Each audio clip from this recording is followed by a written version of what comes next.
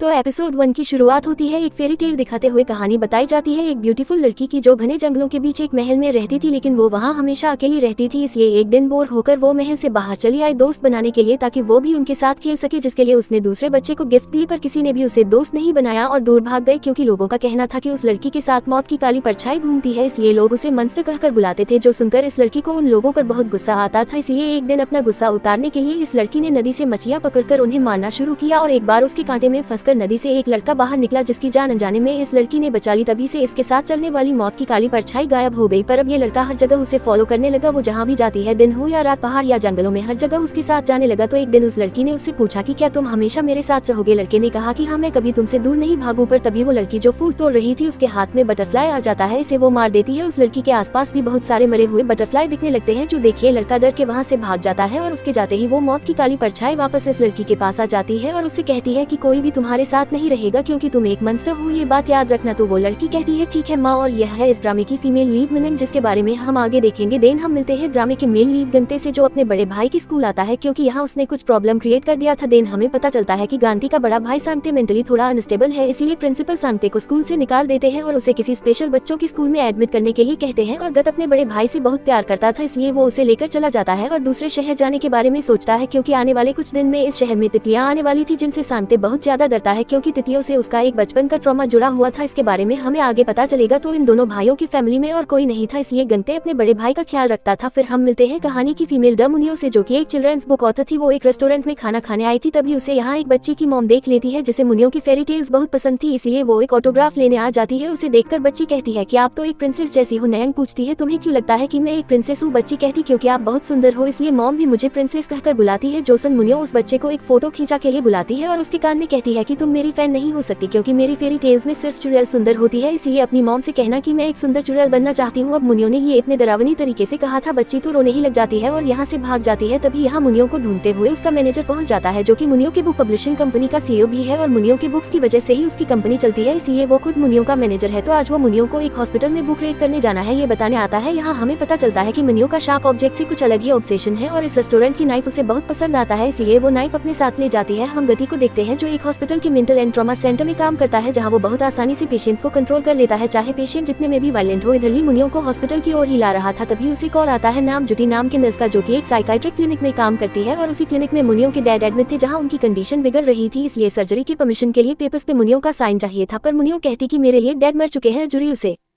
बार बार कह रही थी, तो मुनियो कहती कि अगर तुम्हें इतनी ही चिंता है तो मेरे यहाँ आकर मुझसे साइन करवा लेना। अब मुनियो के डैड उस हॉस्पिटल के सबसे पुराने पेशेंट थे, लेकिन मुनियो एक बार भी उनसे मिलने नहीं आई थी, तो वो उन्हें बताने आती कि शायद आपकी बेटी एक कंसेंट फॉर्म पे साइन करने नहीं आएगी। अब उनकी बेटी के बारे में सुनते ही मिस्टर को तो पैनिक करने लग जाते हैं और डरते हुए कहते हैं कि नहीं, सब मारे जाएंगे, अगर वो आए तो सब मारे जाएंगे। उनकी बातें सुन जरी तो थोड़ा घबरा जाती है। इधर हमें पता चलता है कि सांगते भी मुनियो का बहुत बड़ा फैन था, वो दिन भर उसके किताबों में ड्राइंग करता रहता था। गंते उसकी हालचाल जानने के लिए कॉल करता है, बातों ही बातें में वो सांगते को बता देता है कि आज मुनिया उनके हॉस्पिटल आने वाली है चिल्ड्रंस वार्ड के बच्चों को कहानी सुनाने। ये सुनते ही सांगते तो हॉस्पिटल जाने के लिए तैयार होने लगता है, क्योंकि वो एक बार मुनियो से मिलकर उसका ऑटोग्राफ लेना चाहता था। तो गंते उसे समझाता है कि तुम नहीं आ सकते, क्योंकि ये प्रोग्राम सिर्फ चिल्ड्रंस वार्ड के बच्चों के लिए था, और उसे प्रॉमिस करता है कि मैं तुम्हारे लिए मुनियो का ऑटोग्राफ ले आऊंगा। इस पे सांगते मान जाता है। इधर बुक रीडिंग इवेंट शुरू होने का टाइम हो गया था, लेकिन मुनियो अभी तक ऑडिटोरियम में नहीं आई थी, इसलिए मैनेजर परेशान हो रहा था। मुनियो तो इधर वॉकिंग एरिया में सिगरेट पी रही थी, जिसे गांते देखता है तो उसे सिगरेट पीने से मना करता है कि यहाँ स्मोक करना मना था। मुनियो जो फूल तोड़ने में बिजी थी, वो उठ जाती है और गंते को थोड़ी देर देखते ही रह जाती है। फिर उससे पूछती है कि क्या तुम नी में मानते हो। गंते कहता है क्या कहा। मुनियो कहती है तुम्हें सुनाई तो दिया ही होगा मैंने क्या कहा। फिर अपने सिगरेट को उसके कॉफी के कप में फेंक कर कहती है जब तुम्हें किसी की जरूरत है और वो तुम्हारे सामने आ जाए, उसी को डेस्टिनी कहते हैं। ये बोलकर अंदर चली जाती है। फिर मुनियो का बुक रीडिंग इवेंट शुरू होता है, लेकिन इधर एक मेंटली अनस्टेबल आदमी अपने रूम से बाहर आ जाता है और हॉस्पिटल में अपनी बेटी को ढूंढने लगता है। इसने यहाँ एडमिट होने से पहले मारने की कोशिश की थी, इसीलिए यहाँ इसे बांध कर रखा गया था, पर अब वो अपने रूम से निकल गया था और फिर से अपनी बेटी को मारने के लिए ढूंढ रहा था, क्योंकि उसकी बेटी भी यही एडमिट थी। तो उसकी बेटी भी ऑडिटोरियम में मुनियो की कहानी सुन रही थी। तो सारे स्टाफ उस आदमी को ढूंढने लग जाते हैं। सीसीटीवी में उस आदमी को ऑडिटोरियम में घुसते हुए देखा जाता है, तो कुछ सिक्योरिटी स्टाफ ऑडिटोरियम में आ जाते हैं और बुक रीडिंग इवेंट को बीच में ही रोककर सारे पेरेंट्स से अपने बच्चों को वर्ड में ले जाने के लिए कहते हैं। मुनियो को तो ये देखकर बहुत गुस्सा आता है। तभी वो आदमी अपनी बेटी को देख लेता है, तो वो उसे उठाकर पास के रूम में ले जाता है, लेकिन उसे जाते हुए मनिंग ने देख लिया था, इसलिए वो भी उस रूम में चली आती है। इससे पहले वो इंसान अपनी बेटी को कुछ करता, मनिंग उसके सर पे अपने बैग से मारती है, जिससे उसके बैग में से वो चाकू निकल जाता है, है जिसे ये आदमी उठाने जाता है, पर मुनियो उसे दूर फेंक देती है। तो ये आदमी मुनियो को नीचे गिराकर उसका गला दबाकर उसे मारने लगता है, जिससे मुनियो का ट्रॉमा ट्रिगर हो जाता है, क्योंकि एक बार बचपन में उसके डैड ने इसी तरह गला दबाकर मुनियो को मारने की कोशिश की थी। ये देखकर वो बच्ची डर के मारे बाहर भाग जाती है, जहाँ वो गत से टकराती है। तो गत आकर मुनियो को इस आदमी से बचाता है और उसे शांत कराकर उसके हाथ बांधने लगता है, पर मुनियो को बहुत ज्यादा गुस्सा आ जाता है, इसलिए वो चाह को उठाकर इस आदमी पर अटैक करने आती है, लेकिन गत उसके वार को अपने हाथ से रोक लेता है, जिससे गंते के हाथ से खून निकलने लगता है। मुनियो कहती है इस मैटर से दूर रहो, तुम्हारे लिए ही अच्छा होगा। गंते कहता है ये एक पेशेंट है। मुनियो कहती है नहीं, ये एक जंगली जानवर है। ये सुनकर ये आदमी मुनियो को साइको बोलकर बाहर भाग जा। सिक्योरिटी उसे पकड़ के ले जाती है। गंते मुनियो के हाथ से चाकू छीन लेता है और एक रुमाल से उसे कवर करने लगता है। मुनियो कहती है चोट तुम्हें लगी है या फिर इस चाकू को? गंते उसकी बात नहीं सुन रहा था। मुनियो कहती है मैं बस उसे एक छोटा सा कट देना चाहती थी, पर तुमने ओवर रिएक्ट किया और अपने आप को चोट पहुंचा लिया। ये बोलकर उसे रुमाल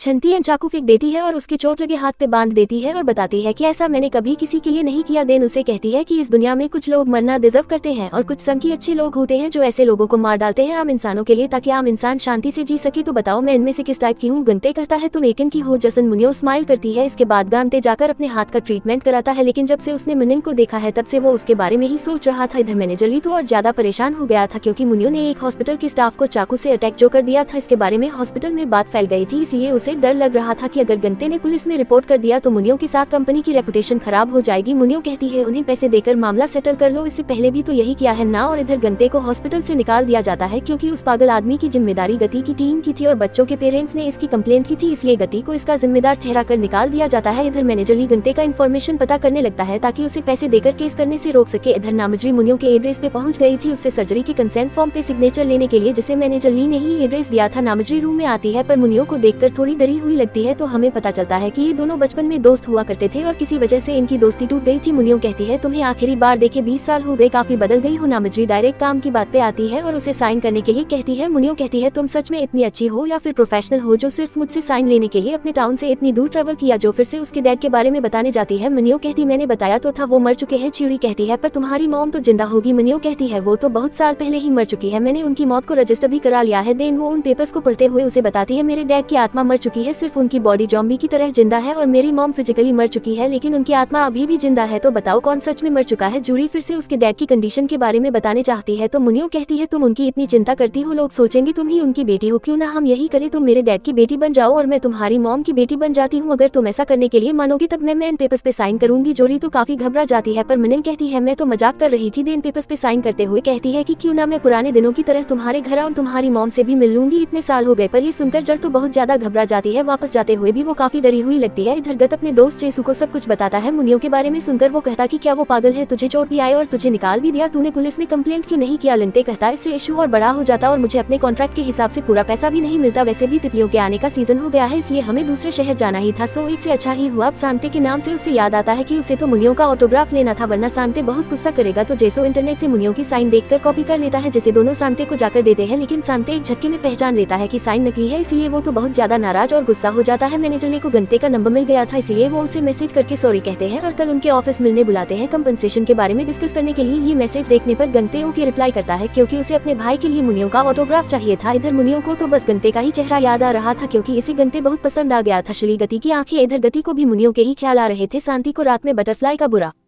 सपना आता है, इसमें वह बहुत सारे बटरफ्लाई से बचकर भाग रहा था, जिससे उसकी नींद खुल जाती है। वो बहुत ज्यादा डर के मारे अपने आप को टेंट में बंद करके बहुत ज्यादा घबराकर चिल्लाने लग जाता है कि वो तितलियां मुझे मारने आ रही है, वो मुझे मार डालेंगे। तो गंते उसे शांत कराने की कोशिश करता है, लेकिन वो जानता है कि वो सांते का डर नहीं भगा सकता, इसलिए वो बहुत ज्यादा दुखी होता है। अगले दिन गतली की कंपनी में पहुंच जाता है, लेकिन वो अभी तक आया नहीं था, इसलिए उसे वेट करने के लिए कहा जाता है। तो वो वेटिंग रूम में जाता है, जहाँ उसे मुनियो की किताब मिलती है, तो वो उन्हें देखने लगता है। और आज अचानक मिनिंग भी कंपनी पहुंच जाती है, जिसके आने के बारे में सुनते ही सब लोग साफ सफाई करने लग जाते हैं और स्पेशली सारे शार्प ऑब्जेक्ट्स को छुपा देते हैं। तो वो अपनी असिस्टेंट से मैनेजर ली के बारे में पूछने ही जा रही थी, तभी उसकी नजर पड़ती है गति पर, जो उसे देखते ही रह जाती है। तो वो उसके पास आती है, उन कहती कि क्या व्यू है, तुम इन कपड़ों में डैशिंग लग रहे हो, पर तुम भी दूसरों की तरह ही निकले। मैनेजर ली ने कितने पैसे ऑफर किए? गंते कहता है कि अगर पोलाइट बात नहीं कर सकती तो साफ साफ कहा करो। मुनियो कहती है मैंने तुम्हें चाकू मारा था, इस बारे में तुम्हारा मुंह बंद रखने के लिए मैनेजर ली ने तुम्हें कितने पैसे ऑफर किए? गंते कहता है लगता है तुमने ऐसा बहुतों के साथ किया है, पर मुझे पैसे नहीं चाहिए। मुनियो पूछती है फिर क्यों आए हो? गंते कहता है तुमसे मिलने, क्योंकि मैं तुम्हें दोबारा दोबारा देखना चाहता था। तुम्हारी आंखें मुझे किसी की याद दिलाती है। मुनियो पूछती है मेरी आंखें तुम्हें किसकी याद दिलाती है। गंते कहता है एक हार्टलेस लड़की की, जिसे हमें एक छोटा सा फ्लैशबैक दिखाया जाता है, जिससे हमें पता चलता है कि स्टार्टिंग में जो फेरी टेल की कहानी दिखाई गई थी वो इन दोनों की ही बचपन की कहानी थी। मोनिंग ने गति को डूबने से बचाया था। इनकी कहानी कैसे आपस में जुड़ी हुई है ये हमें आगे के एपिसोड्स में पता चलेगा। मोनिंग पूछती है क्या तुम उस लड़की से डरते थे। गंते कहता है नहीं, मैं उसे पसंद करता था। ये सुन मुनियो भी शॉक्ड होती है। मुनियो कहती क्या तुम मुझ पे लाइन मारने की कोशिश कर रहे हो। उस लड़की के साथ अपने ब्यूटीफुल मेमोरीज के बारे में बताकर गंते कहता है किसने कहा वो मेमोरीज ब्यूटीफुल थी। फ्लैशबैक में हम देखते हैं कि बचपन में गंते हर जगह मुनियो को फॉलो करता था क्योंकि वो उसे पसंद करता था, जो एक दिन उसने मुनियो को बताया। लेकिन तभी मुनियो उसके सामने एक तितली को मार देती है। इवन उसने बहुत सारी तितलियां मारी थी। फिर उससे पूछा कि क्या तुम अब भी मुझे पसंद करते हो। ये देखकर गंते डरकर भाग गया था। कमिंग बैक टू प्रेजेंट, गंते बताता है कि वो मेमोरीज बिल्कुल भी अच्छी नहीं थी। तो मुनियो कहते कि बुरी मेमोरीज ही दिल में रह जाती है। तो गंते कहता है कि मुझे पैसों की जरूरत नहीं है, इसलिए मिस्टर ली से कह देना कि मुझे कॉल ना करे। ये बोलकर आने ही लगा था तभी मैनेजर ली आ जाता है जो उसे पैसों का बॉक्स दे रहा था। गंते मना करके जाने लगा था तभी मुनियो की असिस्टेंट कहती है कि आपको तो मिस मिनिन का ऑटोग्राफ चाहिए था ना जसन। मुनियो कहती है अच्छा तो तुम भी मेरे फैन हो। असिस्टेंट बताती है कि मिस्टर गंते ने मुझसे पूछा था आपका ऑटोग्राफ मिल सकता है या नहीं। मुनियो कहती है अच्छा तो तुम्हें पैसे नहीं बल्कि मेरा ऑटोग्राफ चाहिए। तो वो अपनी एक लेटेस्ट बुक निकालती है और उस पे साइन करने के लिए उसका नाम पूछती है। तो गंते बताता है कि मेरा भाई तुम्हारा फैन है और ये ऑटोग्राफ उसके लिए ही चाहिए था। तो मुनियो एक बुक पे साइन करके उसे दे देती है। कहती है फिर मिलेंगे। इस पे गान पे कहता है मुझे ऐसा नहीं लगता और चला जाता है। बालकनी से मिनिन गत को देखी जा रही थी क्योंकि गंते उसे बहुत पसंद आ गया है और अभी ये गंते को किसी भी हाल में अपना बनाना चाहती है। इवन उसे हाथ में उठाकर इमेजिन भी करती है। देन अपने असिस्टेंट को बुलाती है और सीक्रेट गंते के बारे में सारी इन्फॉर्मेशन निकालने के लिए कहती है। इधर गंते बस में बुक को ओपन करता है लेकिन इसमें मुनियो ने ऑटोग्राफ नहीं की। सांते को अपने नए बुक लॉन्च और बुक साइनिंग इवेंट में इन्वाइट किया था जहाँ वो ऑटोग्राफ के साथ साथ में फोटोज भी खींचा सकता है और यह मिनिन ने गंते से दोबारा मिलने के लिए ही किया था। लेकिन गंते उसे फिर से मिलना नहीं चाहता था,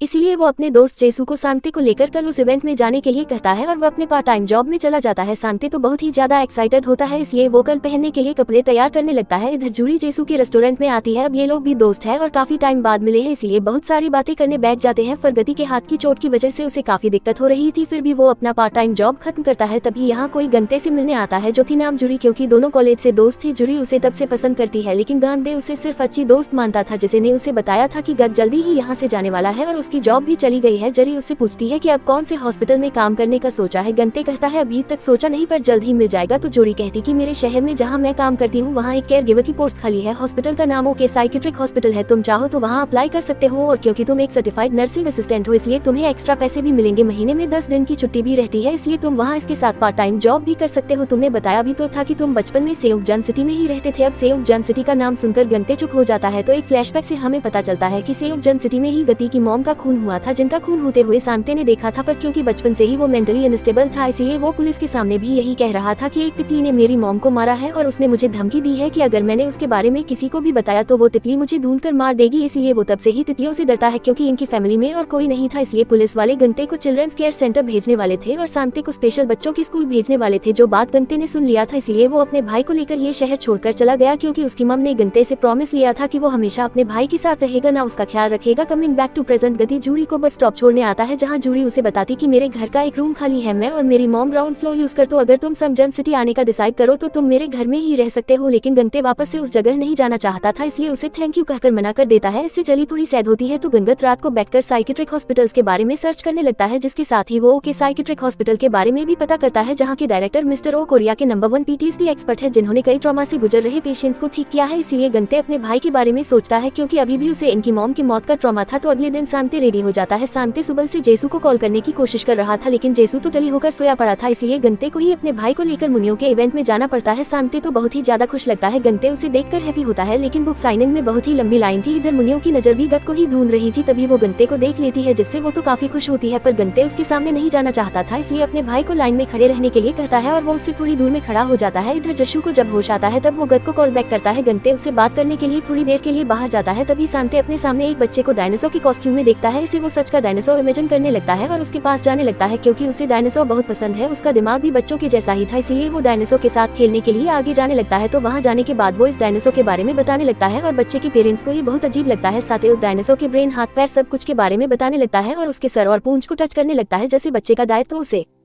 धक्का मार के गिरा देता है तो शांति उठकर अपने पास जो डायनासोर का टॉय था उसके बारे में बताने लगता है और फिर से उस बच्चे की तरफ आने लगता है। बच्चे का डैड उसके बाल पकड़ के खींचता है। इससे शांति तो चिल्लाने लग जाता है और अपना सर पीटने लगता है क्योंकि उसके बाल टच करने से ही उसका एक ट्रॉमा ट्रिगर हो जाता है। गंते आवाज सुनकर भागकर अंदर आता है और शांति को अपने जैकेट से कवर करता है। बच्चे का दायित्व तो शांति के बारे में उल्टा सीधा बोले जा रहा था। इधर मुनियो भी उन्हें देख रही थी और सोचने लगती है कि मुझे इनकी हेल्प करनी चाहिए या नहीं। गांते उस आदमी से बात करने उठाए था तभी मुनियो एंट्री मारती है और उस आदमी को माफी मांगने के लिए कहती है। वो आदमी कहता है मैं क्यों इनसे माफी मांगू। मुनिन कहती है मुझसे माफी मांगो क्योंकि तुम्हारी वजह से मेरा इवेंट खराब हुआ। वो आदमी तो शांति को गाली देते हुए उसे ब्लेम करने लगता है। जो सुन मुनियो तो उसके भी बाल पकड़ के खींचने लगती है। कहती कि ऐसे बाल खींचोगे तो कौन नहीं चलाएगा। तो उसकी वाइफ उसे छुड़ाकर कहती कि ये पागल हमारे बच्चे को परेशान कर रहा था। मुनिन कहती क्या तुम कोई साइकेट्रिस्ट हो जो कि किसी को भी पागल कह सकती हो। मुनियो भी उसे पागल साली कह देती है। जो सुन सब लोग शॉक्ड हो जाते हैं। सब लोग मुनियो के बारे में गॉसिप करने लग जाते हैं। इवन बहुत लोगों ने इसका वीडियो रिकॉर्ड भी कर लिया था पर मुनिन की नजरें तो सिर्फ गत पे ही थी। तो इसके बाद शांति अपने आप को एक रूम में बंद कर लेता है। गत बाहर बैठकर उसका वेट कर रहा था। मुनिन भी उसके साथ ही बैठी हुई थी। न उसे कहती कि अपने भाई को देखने जाओ। गंते कहता है कि वो बाहर नहीं आएगा जब तक वो शांत नहीं होता। इसमें 1 घंटा भी लग सकता है और 1 दिन भी लग सकता है। ईसन मुनियो कहती है फिर क्या मैं 1 दिन यही बैठ रहूं। ये बोलकर वो शांति की रूम की ओर जाने लगती है। गंते उसका हाथ पकड़ के उसे रोकता है और कहता है तुम जाकर अपने इवेंट को संभालो। मुनियो उसके करीब आकर उसे देखने लगती है और उसे थोड़ा टीज करने लगती है। अभी यहाँ एक क्रिटिक आता है जो मुनिन से कहता है कि तुमने फिर से प्रॉब्लम खड़ी कर दी पर इसे संभालने के लिए मिस्टर ली को तो बहुत परेशानी होगी। अब ये बंदा एक फेमस जर्नलिस्ट था जो बुक्स के रिव्यूज लिखता था तो इस मामले को दबाने के लिए मिस्टर ली ने इसे बहुत पैसे भी दिए थे। मुनिन उसे कहती कि पैसे मिल गया ना तो निकलो। पर जर्नलिस्ट गंते को देखकर कहता है कि क्या ये तुम्हारा बॉयफ्रेंड है। ये जर्नलिस्ट उसकी मॉम के बारे में उल्टा सीधा बोलने लगता है। यंग गुस्से में उसे मारने जाती है पर गंते उसे रोक लेता है। चुपचाप उसे यहाँ से निकल जाने के लिए कहता है। जर्नलिस्ट उसे कहता है कि इसे बचकर रहना। उसकी मॉम भी एक फेमस राइटर थी। एक दिन अचानक वो गायब हो गई। इसके डैड एक फेमस आर्किटेक्ट थे लेकिन वो भी अचानक से पागल हो गए। 20 साल से हॉस्पिटल में ही पड़े हुए हैं इसलिए जरा संभल कर रहना। मुनियो को तो बहुत ही गुस्सा आ रहा था इसलिए वो उसके पीछे जाने लगती है पर गंते उसे रोक कर कहता है मत जाओ। तो मुनियो कहती क्या तुम मुझे पसंद करते हो, हमेशा मेरा ख्याल रखने वाले हो या फिर मुझे हैंडल कर सकते हो। गंते कुछ नहीं कहता तो मुनियो अपना हाथ छुड़ाकर चली जाती है। अब गांधे को अंदाजा था कि मुनियो क्या कर सकती है इसलिए वो भी भागकर उसके पीछे जाने लगता है पर उसके पहुंचने से पहले ही मुनिन ने उस जर्नलिस्ट को सीढ़ियों से गिरा दिया था। एम्बुलेंस आती है तो उस जर्नलिस्ट को हॉस्पिटल ले जाया जाता है। ये देखकर मुनियो को तो और गुस्सा आता है तो गति उसके पीछे आकर उसे शांत करने के लिए गहरी सांसें लेने के लिए कहता है। फिर आंखें बंद करके उसके हाथों को शोल्डर्स पे रखता है और बताता है कि जब तुम अपने आप को कंट्रोल नहीं कर सकोगी तब इस तरह अपने हाथों को क्रॉस करके अपने कंधे पर थपकी देना ये तुम्हें शांत करने में हेल्प करेगी। नयन पूछती है इसे क्या कहते हैं। गंते बताता है इसे बटरफ्लाई हग मेथड कहा जाता है जो ट्रॉमा से गुजर रहे पेशेंट्स को शांत करने में हेल्प करती है। इधर हम शांति को भी यही मेथड यूज करता हुआ देखते हैं। नयन गंते का हाथ पकड़ लेती है और कहती है कि तुम मेरे पीछे खड़े हो इसमें कोई मजा नहीं है। ये बोलकर उसकी गर्दन पकड़ के अपने करीब लाती है और कहती है ट्रॉमा को इस तरह अपने सामने लाकर उसका सामना करना चाहिए। अब इसे गंते तो एकदम साइलेंट हो गया था। देन गंते अपने भाई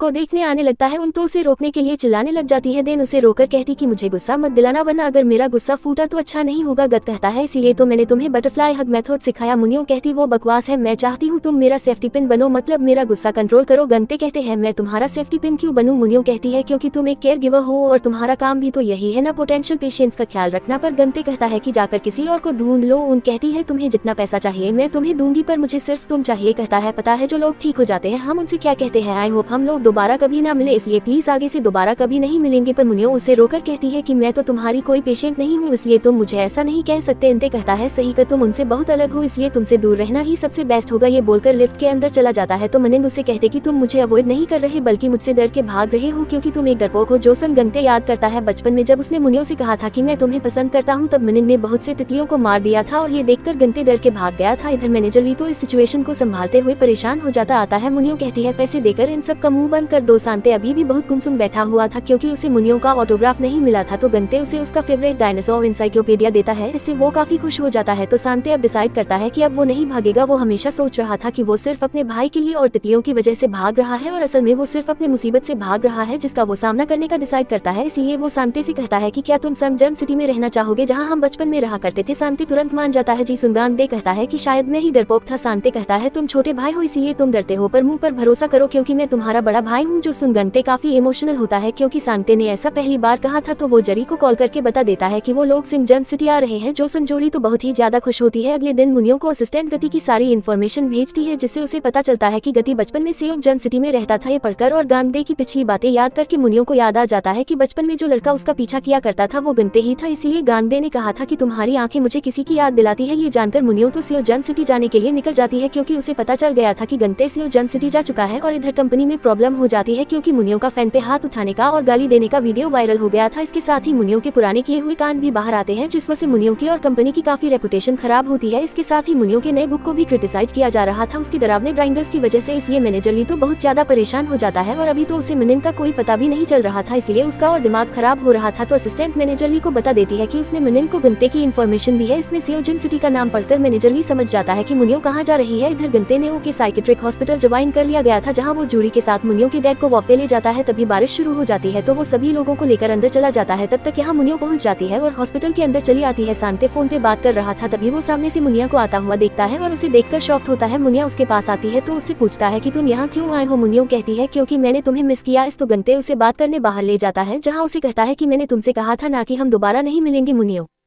कहती है पर मैंने इसके लिए हाँ तो नहीं कहा था ना। गंते कहता है आखिर तुम्हें मुझसे चाहिए क्या। मुनियो कहती है मुझे तुम चाहिए और जो चीज मुझे चाहिए उसे मैं हासिल करके रहती हूँ। बातें चल रही थी तभी यहाँ हॉस्पिटल की हेड नर्स मिस पाक आती है और मुनियो को बताती है डायरेक्टर आपसे मिलना चाहते हैं। तो मुनियो उनसे मिलने चली जाती है, जहाँ वो मुनियो को उसके डैड के बुरे कंडीशन के बारे में बताते हैं, पर मुनियो को उनकी बातों में कोई इंटरेस्ट नहीं था। डायरेक्टर उसे ग्रुप थेरेपी के बारे में बताते हैं, इसमें पेशेंट्स को बहुत कुछ सिखाया और पढ़ाया जाता है, लेकिन उनके पास लिटरेचर का कोई टीचर नहीं था, इसलिए वो मुनियो को लिटरेचर पढ़ाने का ऑफर देते हैं। मुनियो को पहले तो उसमें इंटरेस्ट नहीं आता, पर मुनियो गंते के करीब रहने के लिए लिटरेचर पढ़ाने के लिए मान जाती है। इसके लिए डायरेक्टर एक शर्त रखते हैं, जिसके बदले मुनियो को अपने डैड को आधे घंटे के वॉक पे ले जाना होगा, जिसके लिए साफ मना करके बाहर चली जाती है। इधर गंते अपना ड्रेस चेंज कर रहा था, अभी अचानक वहाँ मिनिन चली आती है और उसकी बॉडी देखकर उसे टीज करने लगती है। गत उसे बाहर जाने के लिए कहता है, वो नहीं मान रही थी, इसलिए वो खुद ही उसे बाहर निकालने लगता है, पर इन दोनों को इस हाल में जूरी देख लेती है। उसे देख मुनियो तो गति के और करीब जाने लगती है, तो गति उसे बाहर निकाल के दरवाजा बंद कर देता है। जूरी मुनियो को बाहर ले जाकर कुछ कहने जाती है। मुनियो कहती है मैं जानती हूँ तुम क्या कहना चाहती हो, यही ना कि हम दोनों एक दूसरे को बहुत पहले से जानते हैं और यह बात मैं किसी को ना बताऊं। जरी कहती है हाँ यही कहना था। देन पूछती है गंते और तुम्हारा क्या रिलेशन है। मुनियो कहती है हमारे रिलेशन के बारे में मैं तुम्हें बताकर नहीं समझा सकती, शॉर्ट में कहूँ तो हम दोनों मेड फॉर ईच अदर हैं। जसन जूरी को तो बिल्कुल भी अच्छा नहीं लगता, क्योंकि वो गंते को बहुत पहले से ही पसंद करती है। गंते घर जाने के लिए निकला ही था, तभी मुनियो कार्ड लेकर पहुंच जाती है और उसे अपने साथ डिनर पे चलने के लिए कहती है, पर गंते उसे मना करके जेसू को कॉल करने लगता है। मुनियो जोर जोर से हन बजाकर उससे बात करने ही नहीं देती। गंते कहता है चाहे तुम कुछ भी कर लो, तुम्हारे पत्रे मुझ पे काम नहीं करेंगे। मुनियो कहती है इस बार तो जाने दे रही हूँ, पर अगली बार मना किया तो किडनैप करके ले जाऊंगी। ये बोलकर वो जंगलों के बीच उसके पुराने हवेली में चली आती है, जहाँ चारों ओर सिर्फ अंधेरा ही अंधेरा था, पर मुनियो तो बिना रे अंदर चली जाती है और अपने रूम की थोड़ी सफाई करके बेड पे लेट जाती है। फिर गंते, शांते और जेसू तीनों जूरी के घर पे ही रहने आ गए थे, जहाँ जूरी अपने मॉम के साथ रहती थी। तो यहाँ हम इन सबको साथ में हैप्पी आई डिनर करते हुए देखते हैं। इधर मुनियो आधी रात में जाग जाती है और उसे अपने सामने अपनी मॉम की आत्मा दिखाई देती है, जिसे वो बहुत ही ज्यादा घबरा जाती है। तो वो अपने आप को शांत करने के लिए गंते का सिखाया हुआ बटरफ्लाई हग मेथड यूज करती है, जिससे उसे थोड़ी राहत मिलती है और वो अपने सामने गंते को इमेजिन करती है, जो उसे शांत कराता है और इस तरह उसे नींद आ जाती है। अगले दिन मैनेजर मिनिन को कॉल करके सारी सिचुएशन के बारे में बताता है। मिनिन उसे सिचुएशन संभाल का आइडिया देती है। प्रेस में ये खबर फैला दो कि मिनिन अपने बीमार डैड का ख्याल रखने गई है, जिनकी कंडीशन बहुत ही ज्यादा क्रिटिकल है। इससे मिनिन को उल्टा पब्लिक का सपोर्ट मिलेगा। जेसन मैनेजर खुश हो जाता है, उससे पूछता है कि वो कब वापस आ रही है। मुनियो कहती है वो अभी वापस नहीं जाएगी। इधर जेसू ने एक कैफे खोला था, जहाँ कपल्स की पेंटिंग बनाने के लिए उसने शांति को हायर किया था, जिसके बदले वो शांति को पैसे भी देने वाला था, पर इस बारे में वो गंते को बताने से मना करता है। इधर मुनियो लिटरेचर पढ़ाने के लिए आ तो गई थी, लेकिन उसका फोकस तो गत पे ही रहता है। वो जल्दी से क्लास खत्म करके गत से बात करने लगती है, पर गंते उसे कोई भाव ही नहीं दे रहा था। तो मुनियो कहती है पता है कुछ दिन पहले तुम मेरे सपने में आए थे, जहाँ तुमने मुझे पैशनेटली हक किया था। अब वो सबके सामने ऐसा करके दिखा रही थी, इसलिए गति को तो बहुत एम्बेरेस्ड रह जाते हैं। गंते जल्दी से आकर मुनियो को वहाँ से ले जाता है और उसे कहता है कि तुम ये सब करना बंद करो। यंग कहती है तुम सारे पेशेंट से तो हंस कर ही बात करते हो, फिर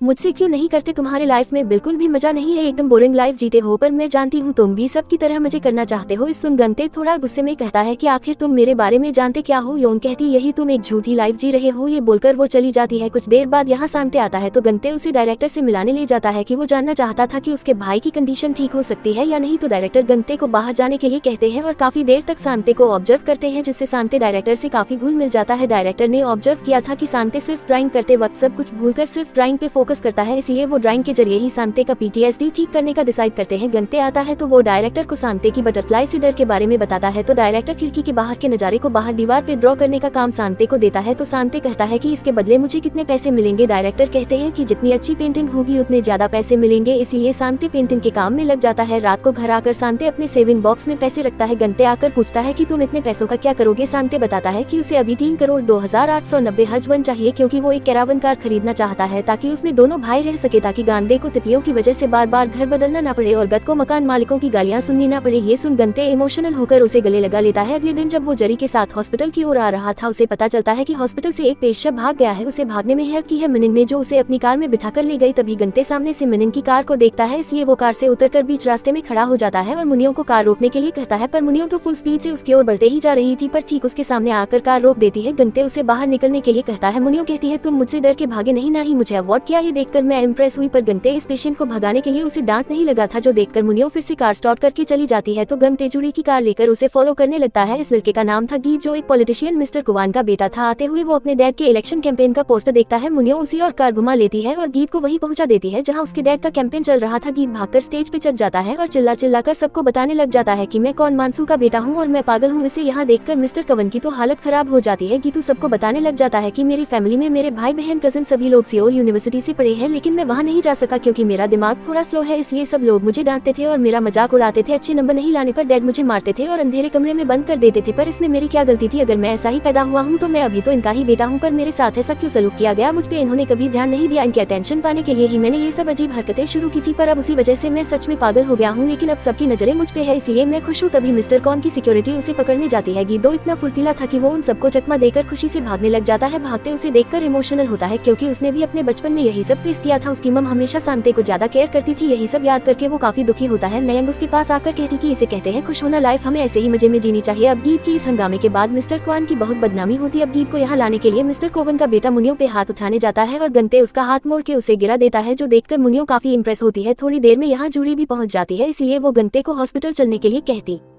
है, पर मुनियो भी उसे अपने कार में चलने के लिए कहती है। इस बार गंते मुनियो के साथ चला जाता है, इसीलिए मुनियो तो बहुत खुश होती है। गंते उससे पूछता है कि तुमने डायरेक्टर को प्रॉमिस किया था, फिर तुम अपने डैड को वॉक पे क्यों नहीं ले गई? मुनियो कहती है, प्रॉमिस जैसी चीजों पे मैं बिलीव नहीं करती। गन तो फिर से उसके डैड के कंडीशन के बारे में बोलने लगा था। मनन उससे पूछती है कि तुम्हारे मॉम डैड भी नहीं आना? गंते पूछते हैं, तुम्हें कैसे पता? मनन कहती है, मैंने भी तुम्हारे बारे में थोड़ी रिसर्च की है, जैसे हम लोग किसी भी चीज को खरीदने के लिए उसके बारे में पता करते हैं। गंगत कहता है, तुम इंसानों को चीजों से कैसे कंपेयर कर सकती हो? कहती है, इंसान एक प्रोडक्ट ही तो है। गीत का ही एग्जाम्पल देख लो, गीत के भाई बहन अच्छे प्रोडक्ट निकले, इसलिए उन्हें पेरेंट्स का सारा प्यार मिला, सारा केयर मिला, पर गीत को सिर्फ नफरत मिली। ये सुन गंते को गुस्सा आता है क्योंकि उसके साथ भी ऐसा ही हुआ था, इसलिए वो मुनियों को कार रोकने के लिए कहता है और फिर बीच रास्ते में उतर कर जाने लगता है। मुनियों उसे रोकने आती है कि क्या हो गया, इतना गुस्सा क्यों हो गई? गंते कहता है, मैं थोड़ी देर के लिए भूल गया था कि तुम सबसे अलग हो, मैंने थोड़ी देर के लिए तुमसे कुछ एक्सपेक्ट कर लिया था। उन पूछती है, तुमने मुझसे क्या एक्सपेक्ट किया था? गंते इसका कोई जवाब नहीं दे पाता, इसलिए वो जाने लगता है। तभी मुनियों उसे कह देती है कि आई लव यू। गंते जस्ट सुन गंते शॉक्ड होकर रुक जाता है। मुनियों तो स्माइल करने लगी थी, पर गंते उसे बिना कुछ कहे ही आके जाने लगता है। मुनियों चिल्ला चिल्लाकर उसे बार बार आई लव यू कहने लगती है, पर गंते रुक ही नहीं रहा था। मुनियों को तो बहुत ही ज्यादा गुस्सा आता है। गुस्से में भी वो चिल्ला चिल्लाकर उसे आई लव यू ही कह रही थी, पर गंते नहीं रुकता। इधर मुनियों ने जो प्रॉब्लम खड़ी कर दी थी, इसीलिए हॉस्पिटल में उसे निकालने की बात होती है, पर डायरेक्टर मुनियों को थोड़ा टाइम देने के लिए कहते हैं। इधर मैंने जटली से जन सिटी पहुंच जाते हैं, जहां जेसु के कैफे में उसकी मुलाकात जूरी से होती है, जहां पहली नजर में ही उसे जूरी से प्यार हो जाता है, इसलिए वो उससे बात करने की कोशिश करता है, पर जूरी उसे कोई भाव नहीं देती। इधर हॉस्पिटल में मिस्टर कवन पहुंच जाते हैं और गीत को नहीं संभाल पाने के लिए गुस्सा करने लगते हैं। गंते बात करने आता है तो मिस्टर कौन खींचकर उसे एक थप्पड़ मार देते हैं। इधर सांते को ड्राइंग बनाता हुआ देखकर मुनिया उससे बात करने आती है। सांते तो उसे देखकर बहुत ज्यादा खुश हो जाता है। मिनिंग उसे ऑटोग्राफ देती है, साथ में बहुत सारे फोटोज भी खींचती है। गंते का मूड खराब था तो वो घर जाने के लिए सांते को ढूंढने लगता है, तभी उसे मुनियों के साथ देखकर उसे ले जाने आता है। मुनियों पूछती है कि क्या तुम अब भी मुझसे गुस्सा हो, और गंते उसे कोई जवाब नहीं दे रहा था। तभी मुनियों उसके गाल पे लाल निशान देखती है, उससे पूछती है कि क्या किसी ने तुम्हें मारा? वो उससे गुस्से में उसका नाम पूछने लग जाती है, तो गंते उसे साइड में ले जाता है और उसे कहता है कि तुम्हें क्यों फर्क पड़ता है? क्या तुम्हें इसके लिए बुरा लग रहा है या तुम मेरे लिए दुखी हो? बता सकती हो कि ऐसा फील कर रही हो? नयन कुछ नहीं कह पाती तो गंते कहता है कि तुम्हें इमोशन नाम की कोई चीज नहीं है, इसलिए मेरे बारे में तुम सब जानती हो, ऐसी एक्टिंग करने की जरूरत नहीं है। तुम मेरे बारे में कुछ नहीं जानती ना ही समझती हो, इसलिए आगे से मुझे लेक्चर मत देना। ये बोलकर वो चला जाता है। मुनियों को ये सुनकर बहुत बुरा लगा था। तभी जूरी उसके डैड को ले आती है तो मुनियों उनसे बात करने आती है। उसके डैड उसे देखकर कहते हैं कि तुम अब तक जिंदा क्यों हो? ये बोलकर वो मुनियों की ओर अपना हाथ बढ़ाने लगते हैं और फिर उसका गला दबाने लगते हैं और उसे मंस्टर कहकर बुलाते हैं, जिससे मुनियों और ज्यादा दुखी होती है। तो हॉस्पिटल के बाकी स्टाफ आकर उसे छुड़ाते हैं। थोड़ी देर बाद मुनियों उठ के जाने लगती है, अपनी कार छोड़कर वो चलते हुए जाने लगती है। गंते जब बस में बैठकर जा रहा था तब वो मुनियों को चलकर जाते हुए देखता है। वो उसे कुछ नहीं कहता। घर आकर वो मुनियों की नई किताब पढ़ने लगता है। इसमें एक माँ बेटी की इमोशनल कहानी पढ़कर वो रोने लग जाता है, क्योंकि बचपन से ही उसे माँ का प्यार नहीं मिला था जो वो हमेशा से चाहता था। थोड़ी देर